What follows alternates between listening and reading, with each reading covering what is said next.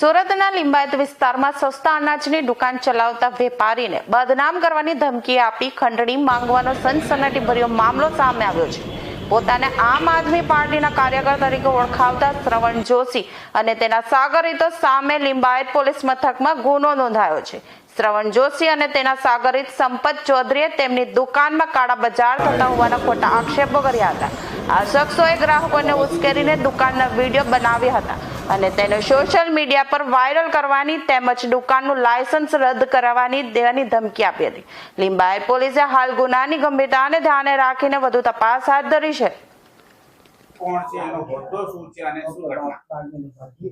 લિંબાયત વિસ્તારની અંદર આમ આદમી પાર્ટીનો યુવા મહામંત્રી છે શ્રવણ જોશી, જે પોતે વારંવાર સસ્તા અનાજની દુકાનો ઉપર જતો હતો અને ત્યાં જઈ અને એ લોકોને કેમ તમે અનાજ ઓછું આપો છો, કેટલું આપો છો, શું છે એ બાબતે પ્રશ્નો પૂછતો હતો, એમના વિડીયો બનાવતો હતો અને ત્યારબાદ તે જે છે પોતાના ફેસબુક પેજ ઉપર અપલોડ કરતો હતો.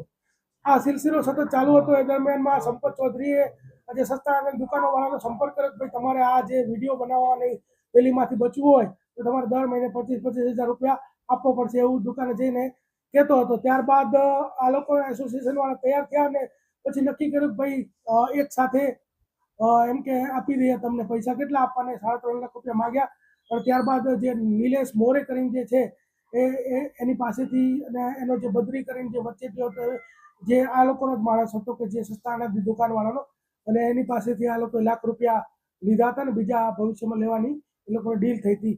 તો ત્યારબાદ સસ્તા અનાજની દુકાનવાળા લિંબાયત પોલીસનો સંપર્ક કરતા 308(2) મુજબ ખંડણીની જે ફરિયાદ છે દાખલ કરવામાં આવી છે. શ્રવણ જોશી અને સંપત ચૌધરી એ 2 વ્યક્તિની ધરપકડ કરવામાં આવી છે. શ્રવણ જોશી કોણ છે, હોદ્દો શું છે, ક્યાંનો? શ્રવણ જોશી જે છે એ પોતે આમ તો કપડાનો વેપારી છે એવું એનું જણાવવું છે, પરંતુ એ સાથે જ એ લિંબાયતનો આમ આદમી પાર્ટીનો યુવા મહામંત્રી છે.